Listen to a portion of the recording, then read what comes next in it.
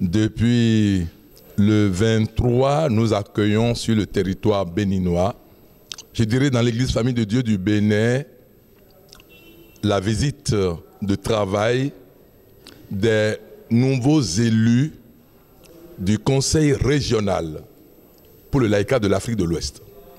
Et là, vous avez le président, le professeur Philippe Tin, vous avez le vice-président, bref, tous les membres du nouveau bureau exécutif sont chez nous.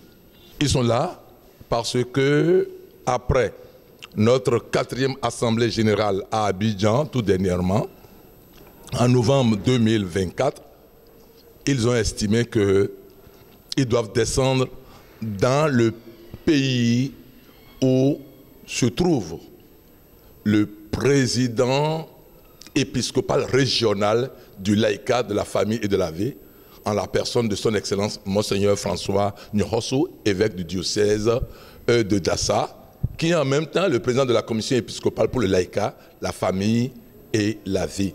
Donc c'est du 25 au 30 juillet.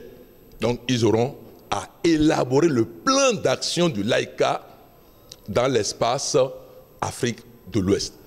Dès lors que vous êtes baptisé dans la personne de Jésus-Christ, mort et ressuscité, vous êtes laïque tant que vous n'êtes pas passé à l'étape de l'ordre, à l'étape du clerc. Donc tous ceux qui sont baptisés et qui ne sont pas prêtres, qui ne sont pas religieuses, disons qu'ils sont des laïcs. Et je crois que c'est l'occasion pour nous d'expliquer à fond notre mission dans l'Église, la part que nous avons à jouer.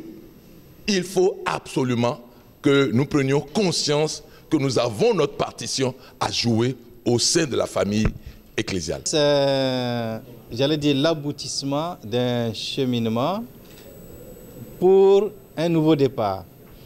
En ce sens que, en novembre 2024, nous étions à Abidjan pour l'Assemblée générale du laïcat de l'Afrique de l'Ouest. Et nous avons mis en place un bureau et nous sommes ici à Cotonou pour la première rencontre du bureau du Conseil régional du laïcat de l'Afrique de l'Ouest. Depuis le Concile Vatican II, il a été replacé le rôle et la mission, la vocation du laïc, du fidèle chrétien. Parce qu'on s'était rendu compte que le laïcat était plutôt concessionnel, n'occupait pas une place de co-responsabilité, mais avec le Concile Vatican II, on a reprécisé la place et la mission du fidèle laïc. Et le Concile Vatican II, à travers ses textes conciliaires, notamment Actuositatem, avait demandé à ce que chaque conseil, chaque conférence épiscopale mette sur pied des conseils nationaux du laïcat pour fédérer l'action, disons l'apostolat organisé.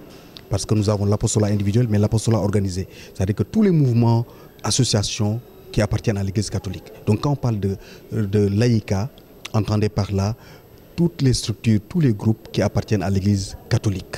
Bien entendu, ces groupes ne sont pas de l'ordre religieux, par exemple, à différencier du clergé et de la vie consacrée de façon générale.